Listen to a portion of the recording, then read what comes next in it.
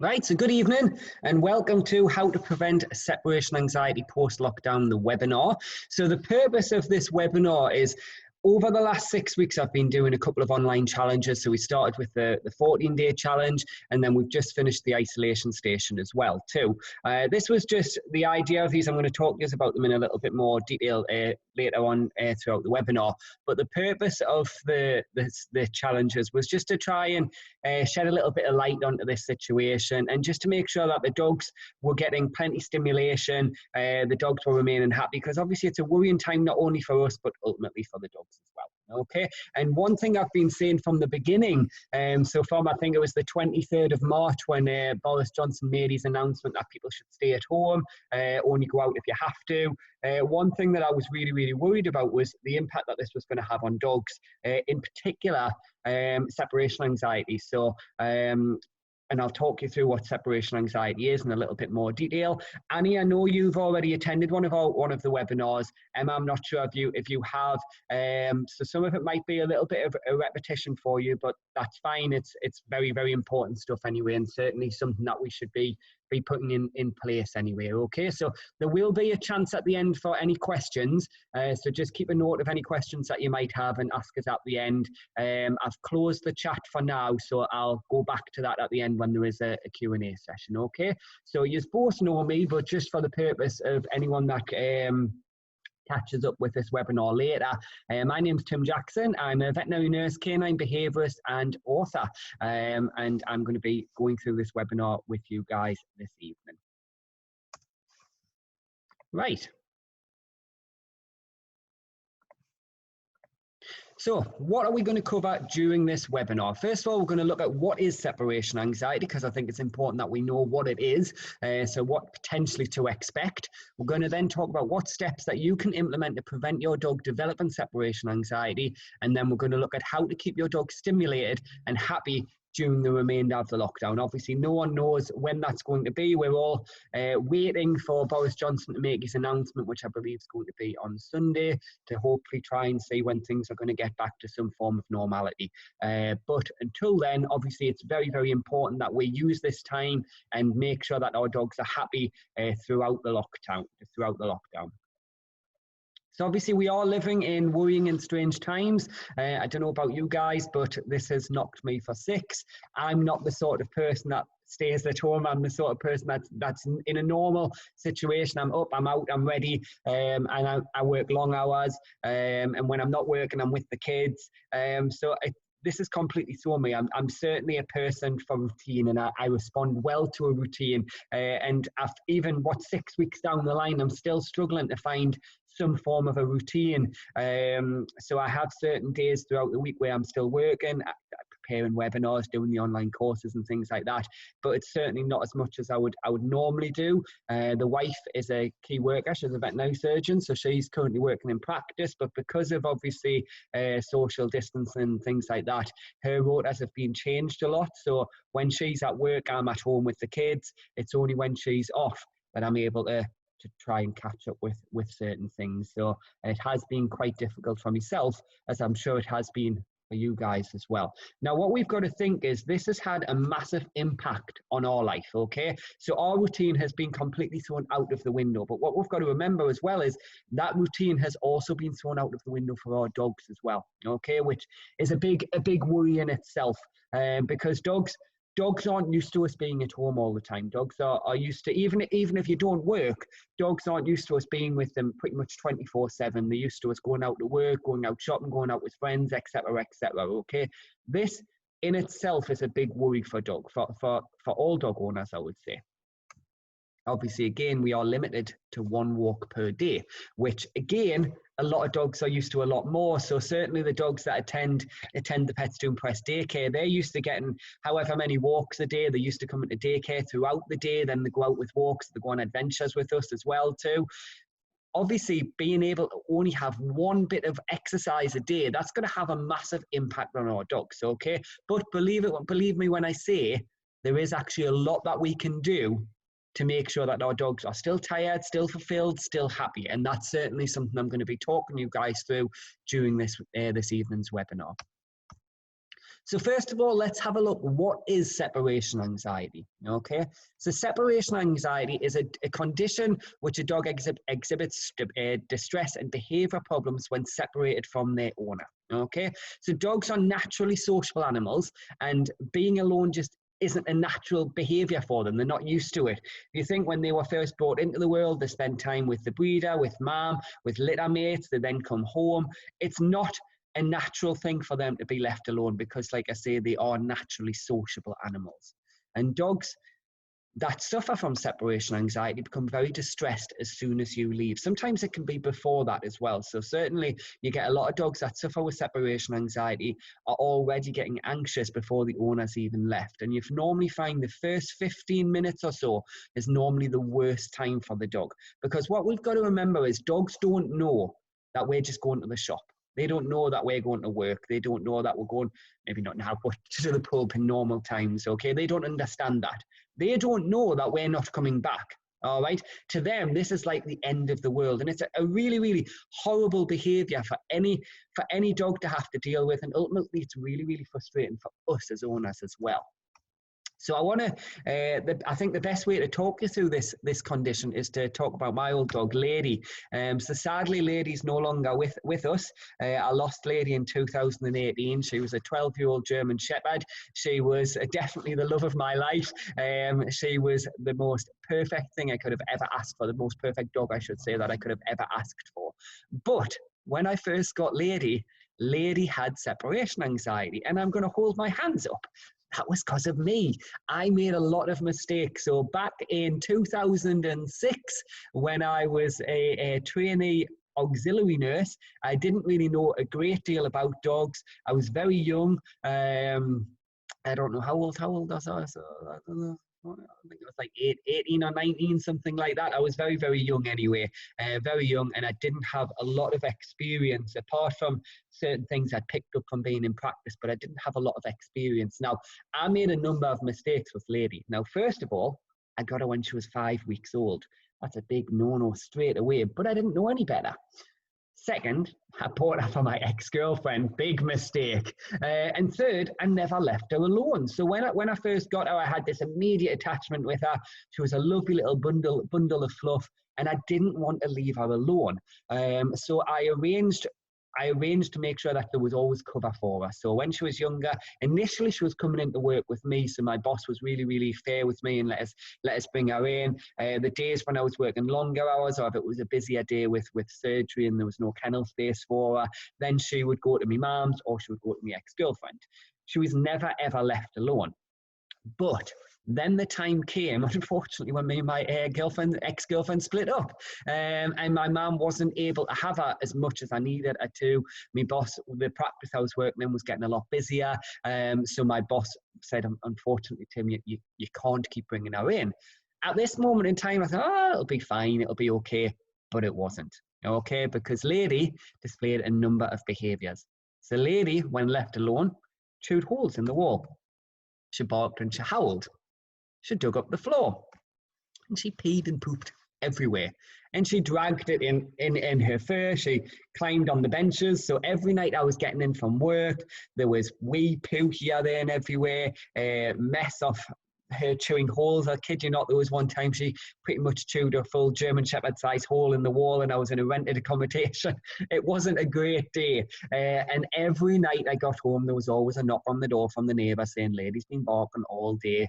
It's driving us insane. Naturally so. I mean, I did call her Moody Margaret, I should say. But she wasn't all right. It is frustrating when you've got this behaviour going on. So I had to do something about it. Now, like I say, at the time, I was not very confident with behaviour and things like that. As it goes, it was because of this behavioural problem that got me into canine behaviour, so I always have Lady to thank for that. But I had to seek the help of a canine behaviourist.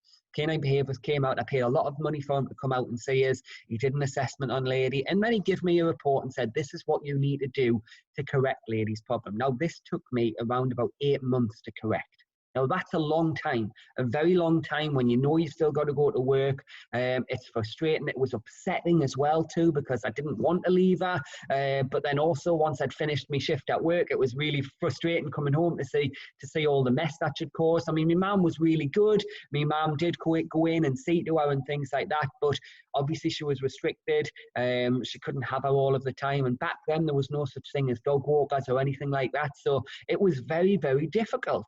And every time I deal with any form of one-to-one behaviours, if it's separation anxiety, I completely understand where those owners are coming from, because it's a really, really frustrating behaviour to have.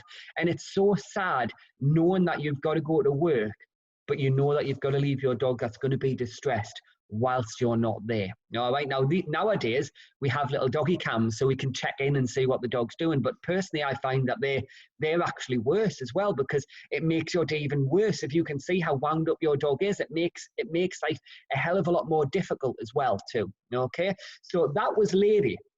And like I say, I mean, I worked really hard with that, put in everything, did everything the canine behaviourist told us to do at that moment in time. And yes, it took a long time to correct, but I did have a number of very happy years with that, years that I would love to live all over again with. Ash is a massive miss. But that was a very, very frustrating time in my life. And this is a worry that I feel a lot of dogs are going to get as a result of this lockdown, because like me and Lady never left my side. She was always with someone, should I say. All right. When the time came to actually her being by herself, she couldn't cope with it. She found it really stressful. So it was a really, really big worry for me, and it was a worry for her as well. Okay. And that's the last thing that I want for anyone else's dog as well. I would never wish this problem on any dog or any owner. Okay. So, how to prevent your dog from developing separation anxiety during the lockdown? That's a biggie, all right, because there's so much that we can be doing now to ensure that when things do go back, obviously no one knows what this normal is going to be, but when things do start to slowly go back to some form of normality, ultimately people are going to have to go back to work. We are going to have to start looking at leaving the dogs and things like that. So it is going to be a little bit of a worry, okay? So, first things first, I want you guys to implement a program called Nothing in Life is Free, okay? Now, this is a program that helps build up confidence, builds up independence, and in turn also helps reduce anxiety, okay? And basically what it means is everything should be earned. So it's a kind of a learn to earn program. So it's not a case of just giving our dogs something because they're cute. They should work for absolutely everything, okay? Now, sadly, that doesn't mean getting them to wash the car or go and queue up in Asda and get the monthly shop or do the housework, but just getting them to do something simple such as a sit or a down or a give a paw. I don't care what it is, but they have to do something in order to get something. Okay, and it's very, very important that not just you, but everyone else in the household is following the same rules. Certainly when things do go back to some form of normality, anyone else that has any form of interaction with your dog, they too equally should be following those same guidelines. All right. As I've already said, this is a great program to help build up trust and confidence. And it's a bit like teaching a child to say please and thank you. Okay. And obviously, very importantly, by implementing this program, it's going to help create, or should I say, continue with that everlasting bond between you and your dog. Something that I think a lot of owners are struggling with at the moment is attention-seeking behaviour. So bearing in mind, obviously, a lot of dogs are getting a lot less exercise to what they were normally getting. So naturally, they're going to have a lot more energy inside of them. There's a lot of owners getting in touch with me saying dogs are literally climbing the walls. They can't find ways to tire the dogs out. And naturally, it's really, really frustrating for them, okay? We need to make sure that we put a stop to this attention-seeking behaviour. Now, what I'm going to stress now is I'm not saying you can't love your dog. I'm not saying you can't give your dog attention. All right, we can do all of that. We can do all of that, but it has to be on our terms. So attention should always be instigated by you. We need to ignore all attention-seeking behaviours, all right? And this is not a case of trying to be horrible. It's not a case of like I say, not loving your dog or anything like that. Of course, we've got to love our dogs. Dogs are part of the family. They're a massive part of our family. We have to love them, okay? Otherwise, why the hell have a dog? But We want to make sure that our dogs have some form of independence. We want to make sure that we have confident dogs as well. Okay, so an example would be, imagine you're sat watching telly on a night time and dog comes to you and either starts pawing at you or nudging you with the head or trying to jump up to get next to you or plonking the toys on you. These would all be cases of attention-seeking behaviours, okay? We need to put a stop to that. We need to ignore them. And there's 3 rules to remember when it comes to ignoring attention-seeking behaviours. Number 1, don't look at your dog. Number 2, don't touch your dog. And number 3, don't speak to your dog. If you remember anything from this webinar, that's something I really, really want you to take away with, okay? Because this is the best way. It's also the best way to prevent unwanted behaviors as well. So if your dog's displaying a behavior that we would class as problematic, so I don't know, barking or something like that, if you follow these rules, those behaviors will slowly start to disappear because the dog's going to realize, hang on, this gets me nothing. All right? Now, going back to sitting on the settee watching the telly. If, say, you've spent an hour, the dog's trying his hardest to get your attention, you're not looking at him, you haven't touched him, you haven't spoken to him, he's going to eventually give up because he's going to think, what a waste of time, okay? If that moment comes and he starts to go off to his bed, if you wanted to, you could then call him to you because then that's attention instigated by you. And you could then spend the rest of the night giving him love, giving him attention, giving him kisses, doing whatever it is that you like to do with him, all right? Providing, of course, it's on your terms. We now need to have a look at routine and structure. As I mentioned at the beginning, obviously, routine and structure has gone out the window for us, and it's ultimately gone out the window for dogs. Dogs are used to certain things, all right? Everyone's routine's different. Every dog's routine's different. So some dogs are used to owners getting up in the morning, going out to work. Some dogs go to daycare. Some dogs get dog walkers in during the day. Sometimes family friends pop in. That's all gone, all right? We can't have, obviously, the same routine that dogs normally have, but we do need to make sure that we do try and put them into some form of a routine, okay? Because dogs are creatures of habit, and they love to know what's coming next. So there's 5 points, 5 parts, I should say, to a routine that we need to be implementing with our dogs. Number 1 is feeding times, okay? Now, a great way to spice this up is not to use a food bowl. Now, I'm not a fan of food bowls. I very rarely feed Buddy from a food bowl. I like to make him work for his food. So whether that's putting his food in Kongs, whether that's doing scatter feeds in the garden, whether that's using brain games, puzzle games, whether it's using it during his training time, I always make him work for things, okay? And what you can do is vary that as well too. So don't just do the same thing day in, day out. Try and vary it as well so that it's not just the same thing. So maybe one day do a scatter feed in the garden where you're literally just throwing his biscuits and then letting them go to town. Next day, maybe think about feeding them through a Kong. A great one that I used to do with Buddy, I still do with Buddy actually, is I put his biscuits in a Kong, I'll put a little bit of water, then freeze it, and then I hang it from the washing line. And it takes him forever to get the last kibble out, but it keeps him happy, it keeps him occupied, and ultimately it helps tire him out as well too. Next thing we need to be thinking about is daily exercise. So obviously we are restricted to our daily exercise at the moment. We should just be going out for 1 bit of exercise per day, which isn't by any means enough. A lot of dogs are used to a lot more. Now, in a normal situation, I would say try and vary this exercise. So by varying, I mean taking them to different places. Again, obviously, we are restricted.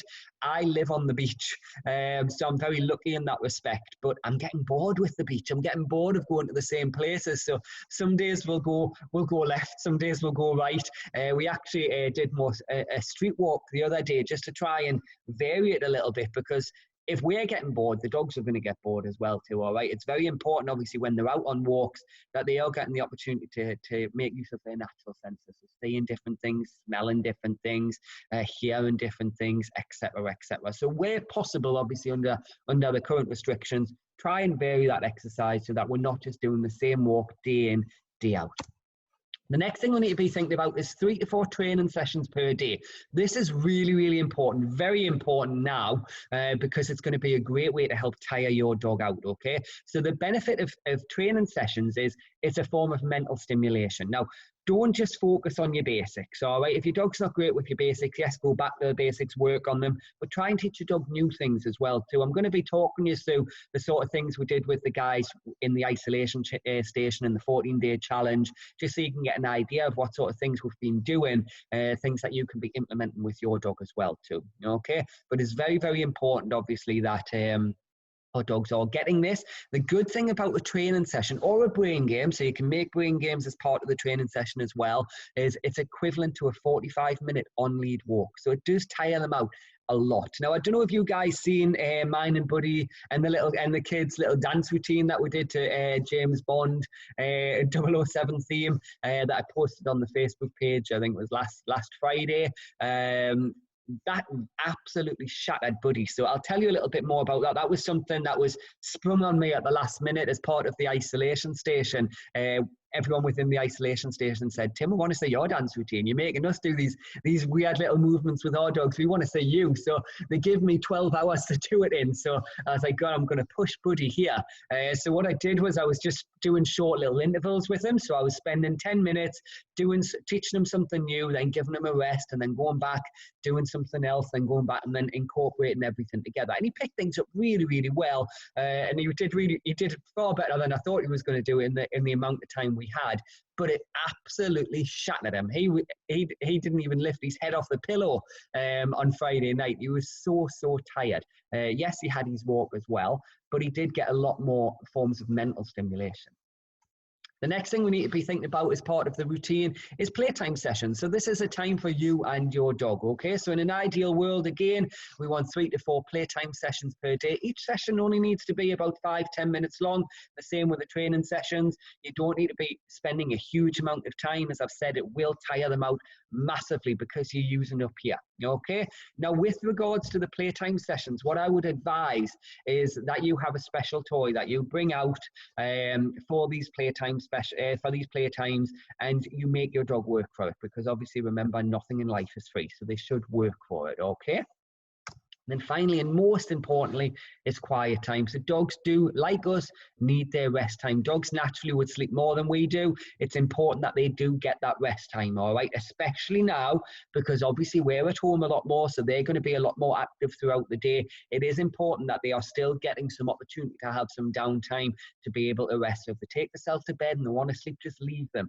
Try not to fuss them, okay? It's very, very important, because when you've got, it's like us, if you don't get a good night's sleep, you know what you're like, okay? I know what I'm like anyway. I can be moody, I can be grumpy. Everyone's the same, all right? The benefit we have is we can slam doors, we can scream, we can shout. Dogs don't have that. When dogs get overly tired, that can lead to anxiety, that can then lead to aggression, that can lead to other behavioral issues as well too. Okay, so it's very, very important at this moment in time that dogs are getting some form of quiet time. Right, so what can we do to try and build up some confidence and try and get the dogs used to the fact that we're not going to be there all of the time, okay? First things first is make sure your dog is getting some alone time during the day in a separate room. Now, I know everyone's houses is different. Everyone's got, a lot of people have got kids. Some people are by themselves. Some people it's just couples. It's just adapting what's going to work for you guys, okay? But in an ideal world, we need to try and make sure that the dogs are getting some alone time throughout the day. Now, if that alone time is when you're going to the shops, great, that's fine. But if you're not going to the shops, if you're going to be at home all day with the dog, make sure that they are going somewhere. So if you say you're on a normal day, you're used to going out and they're left in the kitchen, leave them in the kitchen, go upstairs, put the telly on, have a bath, do something like that. But make sure they are getting that alone time. Now, if you're working from home, okay, so if you've been lucky enough to still be working during this time and you are working from home, try and follow your normal working routine as best as you possibly can. So I know not many people work 9 to 5 these days, but let's just imagine you get up in the morning. Your normal routine would be you get up in the morning, seat the dog, you then pop them in the room that they're going to remain in whilst you go out. You would then go upstairs, okay, or go to wherever it is that you're going to do your work whilst the dog's in that place. Okay, you're then going to, at lunchtime, maybe come down, say to the dog, do a training session, brain game, maybe do your walk then whenever you want to do it. Obviously, it's your routine. I can't tell you just when to do things. That's down to you. Okay, and then go back for the afternoon and finish off your working time. I know it's difficult working from home. You've got to be quite strict on yourself, haven't you? I found it quite difficult. I've been doing a lot from work recently, and I have from home, so have found it quite difficult. But it's important that we do try and stick to some form of normality for our dog, because this will ultimately help when things do start to slowly get back to some form of normality. Try not to allow your dog to follow you around the house. Now that is difficult, I appreciate. In certain cases, it may be a case that you need to work on the sit and stay. Okay, so working on the sit and stay so that you can leave a room, come back, and they're going to remain in that same place. Okay, we don't want dogs that are literally following us to the bathroom, literally following us when we're going for a shower, for a bath, literally with us every second of every day. Because when things do go back to normal, and I know I keep saying that, but when things do start to slowly go back to normal, this is where we're going to start having problems. All right, now is the time to try and build up some confidence. Now is the time to try and build up some independence for our dog, and we can do this by making sure they're getting some alone time and by preventing them from following us around the house. And obviously, as I've already said, make sure your dog is still getting the daily exercise, of course, following the up-to-date government advice. Okay, really, really important. Very simple steps, but really, really important to make sure that these are implemented to make sure that your dog doesn't suffer when things do go back to normal. Okay? Right. Indoor mental stimulation. So what can we do? We've already talked, obviously, about training sessions, but there's a lot of other things that we can be doing as well, too. So if you follow me on Facebook, you will know that I always talk about something called Recycle the Recycling, making use of recycled products and turning them into a brain game for your dog. As I've said, a 10-minute brain game is equivalent to a 45-minute on-lead walk. So it's got a number of benefits, all right? And it's so simple to do. I should imagine if you guys are like me, is I'm placing a lot more orders online. So I'm doing a lot of Amazon orders at the minute.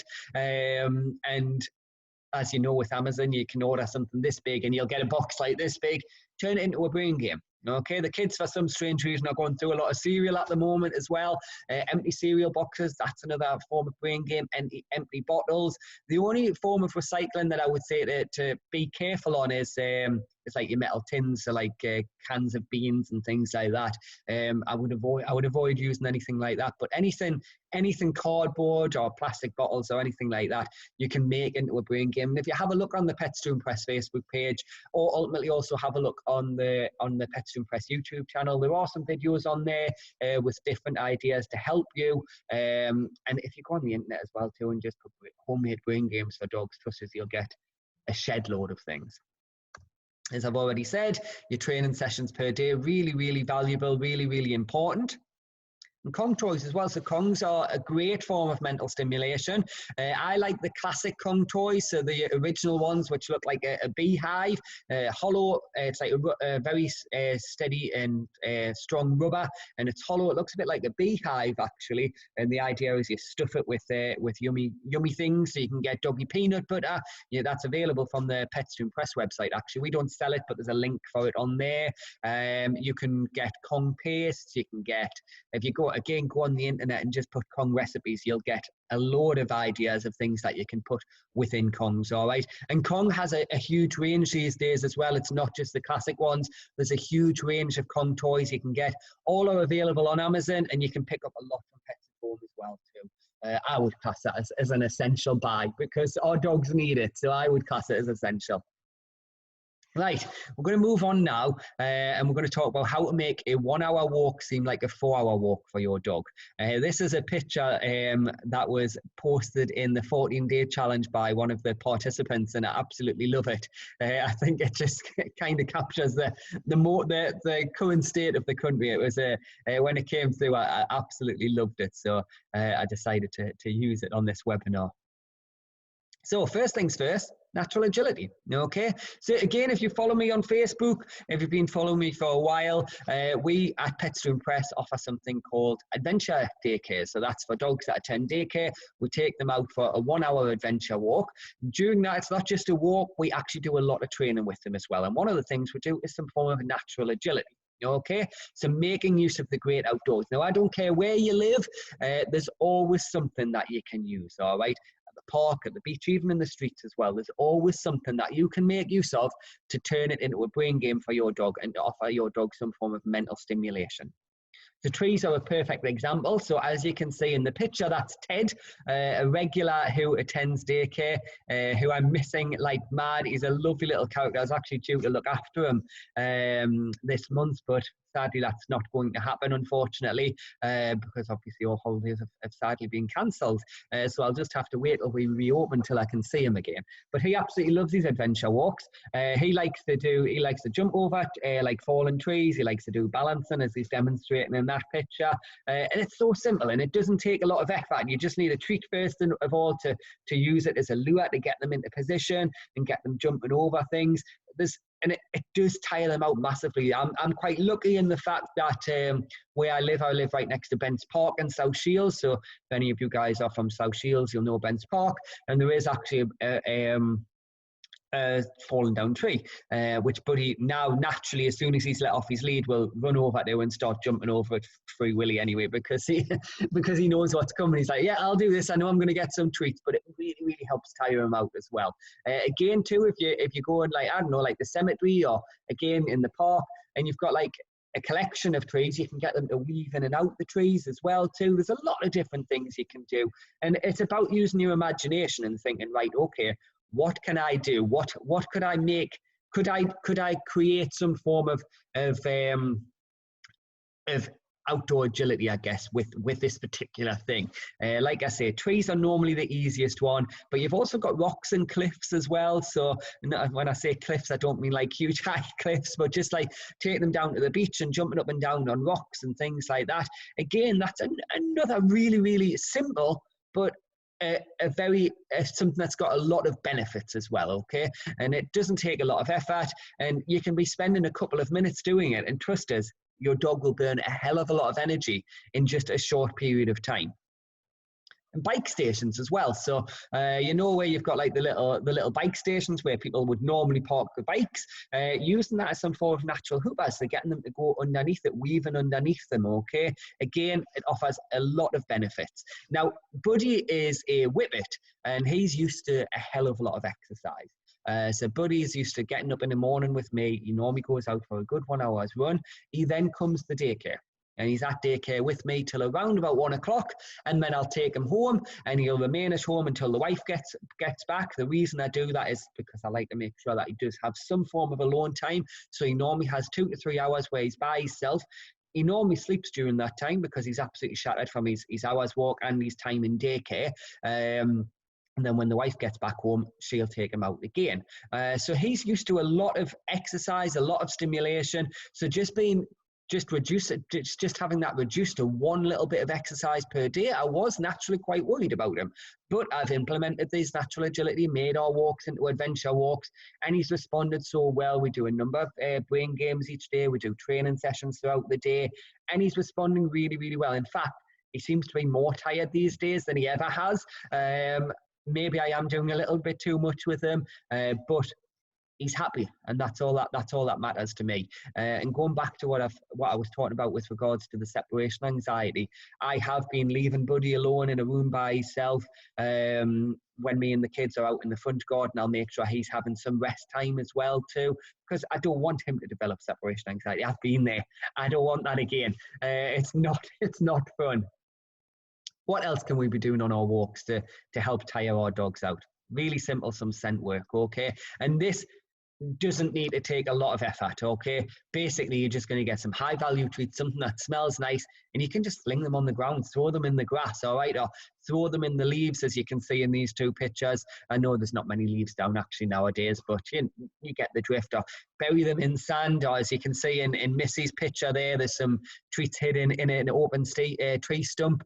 It doesn't matter how you do it, as long as your dog's using their nose. Okay, that's the important thing, making sure that your dog is using their nose, because that in itself is a massive brain game. That's a massive form of enrichment. And unfortunately, not a lot of dogs do get the opportunity to use the nose as much as they'd like to. So I think most people are quite impatient when they're walking the dog. So certain dogs will like to sniff every blade of grass. The owners are constantly pulling them away. It's important that they get that opportunity to be able to sniff. And again, especially now, okay, because our aim at this current moment in time is looking at what we can do to try and reduce our dog's anxiety levels. We're looking at what we can do to try and keep our dogs into some form of routine. Okay, we're looking at what we can do to try and build up confidence, try and build up some independence. Okay, so that's where your nothing in life is free comes in. That's where ignoring the attention seeking comes in. That's by following the little tips I've give you regarding preventing separation anxiety. And that's what involves when it comes to making your walks adventure walks. Like I say, yes, we've got 1 hour. We've got 1 hour of however long people go out for. There's so much conflicting information. I believe it's around about an hour. That's certainly how long I go out with Buddy for and the kids. But there's so much that you can do in that hour as well too. Again, if you've got kids, get them involved as well. So the other week I had Buddy jumping over the kids, weaving around them, going through tunnels, like getting them to make bridges and getting them to go underneath them. Really simple. Buddy had a blast. The kids had a blast. They were all shattered, so it was a win-win for me. It meant the kids were ready for bed earlier. Buddy was shattered, so I could put my feet up on at night time and watch a little bit of telly, as opposed to having kids climbing the wall, the dog climbing the wall. It meant I'm able to get a little bit of downtime as well. Okay, so now I'm going to talk you through the isolation station and the 14-day challenge. So the 14-day challenge initially was something I set up. As it goes, I had it in preparation before we were officially put in lockdown. And as it goes, it started the Wednesday after. So if I remember correctly, it was the Monday evening. Boris Johnson gave his announcement. We closed officially on the Tuesday. And then the 14-day challenge started on the Wednesday. So it was timed quite nicely, if I do say so myself. And I didn't plan it to be timed like that, but it did work out like that anyway. And what happened within the 14-day challenge is every day the owners were given a new challenge to work with their dog. Some of them were a little bit more simple ones. Some were a little bit more advanced. There was a combination of tricks and a combination of brain games as well. At the end of the day, everyone had to showcase their results, and then there was a dog of the day. There was a few prizes to win along the way as well too. We ended that with a webinar. A lot of the things I've gone through in this webinar are quite similar to what we went through in that initial webinar, but I thought it was very important to be able to actually discuss it with you guys again. And it was great fun. And obviously at that moment in time, we didn't know how long we were going to be in lockdown for. We still don't know how long we're going to be in lockdown for, but we decided to, or should I say, I decided to start the isolation station. So this was a bit of a continuation on. There was a week's gap as I prepared the course, and actually it was so much fun. So it ran very, very differently to the 14-day challenge. Yes, there was a challenge every day. Yes, it still ran for the 14 days. But at the beginning, all the participants, all the owners and dogs were put into teams. So we had Team Wag, we had Team Growl, and we had Team Woof. And they had to work together to build points up to beat what we call the COVID canine, which was a deadly virus that had hit the town and that was wiping out all of our canine friends. I know, lovely, but it went really, really well. And now this was a little bit more advanced, and I'll always remember every day when I posted the initial video, everyone was saying, oh God, this is a tough one. My dog's never going to do this. But by the end of the day, because the owners had been working with them, the dogs were achieving these particular tricks, these particular things that we were doing. So some of them were really simple. Some of them, the first one was to see how many toilet rolls you could balance on your dog. And then they got points for the team. The second one was getting the dogs in a sit and stay position whilst the owners actually danced around them. Now, the owners worked very hard with that one. I tell you, I've not laughed as much during lockdown as I did on that day. It was hilarious because people were dressing up, they were choosing the cheesiest music ever, and those that know me will know I love me cheesy music. So it was hilarious. It was great, great fun. And it was such a shame when it came to an end. And everyone was in the isolation station was asking for more and saying, what you're going to be doing next, and I'm going to share that with you in a little while. But what benefits did these guys have from the isolation station and from the 14-day challenge as well? Okay, because one of the reasons I put this together was to ensure that the dogs were getting plenty stimulation, plenty enrichment, again, to make sure that they weren't going to develop separation anxiety as a result of the lockdown. So first of all, as I've already mentioned, there was new tricks, new brain games on both sides, so the 14-day challenge and the isolation station. Because the owners implemented these, this resulted in a much calmer and more focused dog on and off lead. And I've had a lot of positive feedback from the guys, especially with the isolation station, saying how more focused their dogs have been, and ultimately how more tired they've been as well, with less exercise. So a lot of the dogs within the isolation station were what I would class as working breed dogs. They're not working breed dogs, but they are like Labradors and things like that. And they do have a lot of energy in them. But by implementing these new tricks and brain games and working hard with the dogs on a day-to-day basis, owners were reporting how tired their dogs were, despite the fact they were only going out for one bit of exercise a day. Normally they're used to a lot more. I got some great feedback from a lot of the anxious dogs in there as well too. So we did have a lot of anxious dogs within the isolation station, and owners were starting to say that there was a massive difference in them as well too, which was great. And that's what I wanted. That was my aim of the isolation station. Okay, and obviously I'm sure the owners will agree that they learned the most valuable thing of all, and that was the importance of spending quality time with your dog. And they've learned that the more you put in, the more you get out. Now, one of the owners that took part has a 5-year-old little dog who's quite anxious, doesn't like many other dogs, has a number of issues, and she said from doing this, she's seen a massive difference. The dog's now less reactive on walks. The dog's more focused on her. And she's absolutely amazed that a 5-year-old dog can change in a very short period of time. Any dog can, all right, if you put in the work. And that's the thing. You've got to put in the work to get the benefits out of it, all right? So if you miss the 14-day challenge and you miss the isolation station, then trust us, you don't want to miss out again. So following on from the sort of issues that the guys within the isolation station were having with their dogs, I decided to put together a new course, which more than likely you've probably seen shared on our Facebook page. This new course is going to be starting on Monday.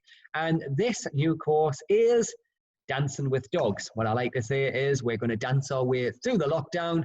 We're called Sand Dancers for a reason. It's a brand new course, something I have actually been toying with for a long time. It's going to run fairly similar to the 14-day challenge and to the isolation station, but it's also going to be very different as well. So yes, the owners are going to have new challenges to work with, and then what's going to happen is at the end of the week, they're going to showcase those in some form of a little dance routine with their dogs.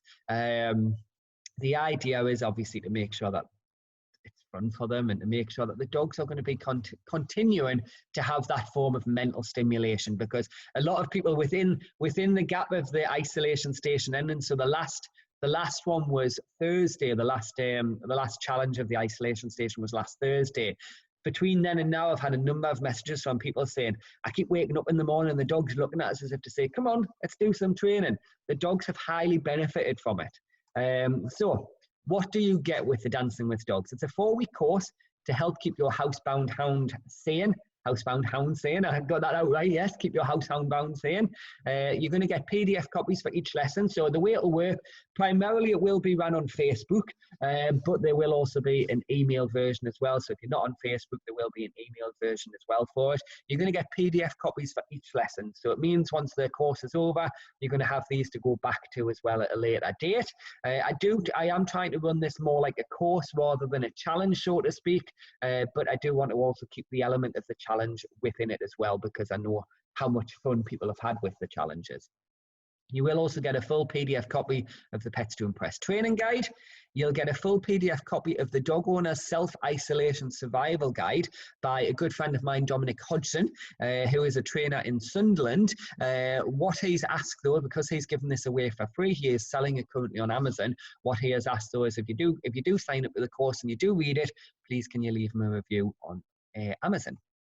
You will also get a full PDF copy of How to Socialise Your Puppy During Lockdown by Carol Clark. This will also benefit older dogs as well too. I've read this book, it's really, really good. Again, Carol's a good friend of mine. She's cast as the doggy doctor in Northern Ireland. Lovely, lovely lady, and she definitely knows her stuff. Obviously, you're going to be getting new ideas to help your dog now, as well as in the future. New ideas to keep your dog focused on you at all times, because that's what it's about. We want to make sure that by doing this, not only are the dogs going to benefit, but we're going to benefit as well. We're going to benefit later on down the line as well, not just now. We're going to have a more confident dog, a happier dog, and that's what I'm aiming to get from the Dancing with Dogs course. It's certainly something we've achieved with the 14-day challenge, with the isolation station, but I'd say that was more just the icing on the cake, all right? There's a lot more to come. Obviously, new ideas to build further trust and confidence, as I've just said. New ideas to reduce anxiety and to help prevent separation anxiety, which is a biggie. You'll get first-hand support from me.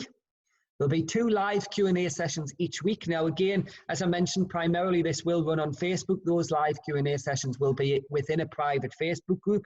Anyone that signs up to the Dancing with Dogs course will be invited into that group, and there will be 2 live Q&A sessions each week. If you're not on Facebook and you're wanting to do this via email, then you can send me messages, send me an email with any questions that you may have, and I'll get back to you that way. You will also get 2 turbo calls with myself. So a turbo call will last around about 15 minutes. This can be anything regarding the course, but it can also be anything regarding anything else as well. So if there's any issues that you're struggling with at home and you want some help with, then you can book in 2 turbo calls throughout the course, as and when. You can either use them both together if you've got a bigger question that's going to need a little bit more time from me, or you can space them out. A few people actually from the isolation station got in touch and said, oh, can we save the calls for when things go back to normal, because I want to speak to you in normal times, which again, that's absolutely fine. You can also do that as well. There will also be an end of course competition and a prize for the winner. So the way it's going to work is every week I will give you a number of lessons, all right? So again, it'll be on a course style sort of basis, where at the beginning of the week I'll give you videos and PDFs. You're then going to have the full week to work on these particular lessons, obviously making sure that you put it into your dog's routine, so your 3 to 4 training sessions per day. Practice, practice, practice. At the end of the week, so on a Sunday, you will then showcase them all. And just to make it a little bit more fun, I'm going to be choosing some cheesy music soundtracks that you're going to have to showcase these back to. Now, again, this will be showcased on Facebook. If you're not on Facebook, then you're more than welcome to email them across to us as well. Okay? So what benefits will this course have for you and your dog? Obviously, ultimately, it's going to keep lockdown fun and entertaining. It's going to make sure that your dog is remaining confident. It's going to make sure that your dog is building up independence. So it's going to help, yes, now, but it's also going to help in the future as well. Okay, and it's going to help keep your dog mentally stimulated and happy, which is the top and bottom of it, really. It will help keep your dog's focus on you when he is off lead, as well as encourage your dog to walk alongside you on a loose lead. So there's a lot of benefits of this course. Like I say, Dancing with Dogs is something ultimately that I've wanted to do for a long, long time. As it goes, it's always been down to the time element, if I'm honest with you. There's always been a lot of other things that I've kind of taken over. But I thought now would be a perfect opportunity. And those that sign up with the Dancing for Dogs, I do have something that I want to do after this as well too, which I will be making those guys aware of during the course. I do have visions and plans later on, shall we say, as well. And we've already said it's going to help reduce chances of your dog developing separation anxiety. So that's just a few of the little testimonials that the lovely people from the isolation station left for me. As you can see, they thoroughly enjoyed the course, and I enjoyed it as well too. So it's kept me occupied. It's also kept the kids occupied because they helped choose winners as well too. So on a nighttime, Harvey in particular, when I was putting him to bed, I was trying to sneakily go through and try and choose me winner. I was like, "Do you need me help, Daddy?" I said, "Yes. You choose, Dad, and get lynched." The blame can go on you, young little 4-year-old child. So if you want to sign up to the Dancing with Dogs, we do have an early bird on at the moment, which does end tonight. I am going to extend it till later on this evening. At the moment, it's 9 o'clock, but I'll probably not change the early bird till either later on or first thing in the morning, just with us obviously doing this webinar tonight. So the early bird special is $34.99. As I've said, it's available till today, and then it will go up to $59.99. It's due to start next Monday. All right, so you do need to sign up before the end of Sunday if you want to participate. That's the link there. There are links on our Facebook group as well, so I don't expect you to remember that one. There is links on the Facebook group as well. If you're part of our emailing list, you will have had an email as well as a reminder about that. Okay, right. So that's everything I wanted to go through in this evening's webinar. Does anyone have any questions that they would like to ask? Anything at all. It doesn't have to just be about the Dancing for Dogs. It can be about anything that you might have, any issues that you've got. Just file them away to us. I'll give you a couple of minutes to ask any questions that you might have. I've opened up the chat again, so you are welcome to just ask us in there, please. I'll have a drink whilst I'm waiting, see if you've got anything. Let us know if that's been helpful to you as well too. If you found that this webinar has been helpful, if I'm honest with you, this is my third ever webinar. I've never ever done online webinars before. It was something I had to learn how to do, and this, touch wood, this is the first one that's gone smoothly. I've always had technical issues in the past with them, so this is the first one that's gone very, very smoothly. I've not had any technical issues. It's just worked lovely. So I'm very pleased. Pat on my back for that one. I'm used to doing seminars where I go and speak to people in a group. I'm used to doing classes at Pets Doing Press, but I've never done any webinars before. So it's taught me something new. So that's what I'm taking out of this lockdown. I've learned how to do a webinar, and I quite enjoy doing webinars actually. I do enjoy setting up the presentation and then doing them. So have you guys found that helpful at all? Just a yes or a no would be great.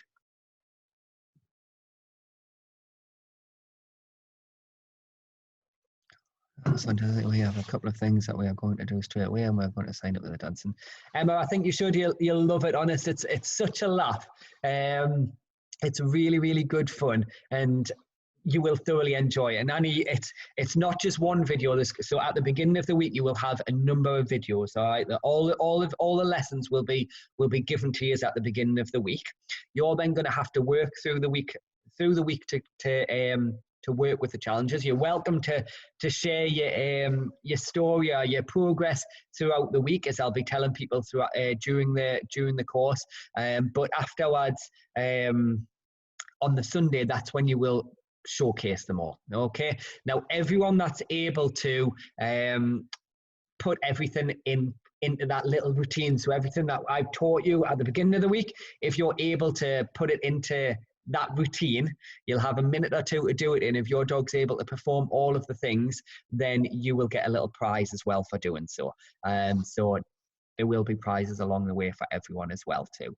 But I'm glad you enjoyed that. Thank you so much. If you do know anyone that would be interested in signing up to the Dancing with Dogs, please forward them to the Pets Doing Press page, or forward them or share the link with them on their wall. Hopefully we can get quite a number of participants in. We've already got a fair few in already, but I think the more the merrier, because it's such a good laugh. Like the isolation station, I've just never laughed as much in my life. It's for such a stressful time and a worrying time. It's definitely put a smile on my face, and the wife as well too, actually. So on a night time, I'm like, oh, you've got to look at these videos, they're so funny. And everyone, I mean, bless the cotton socks, everyone worked so hard, and everyone did great with the dogs.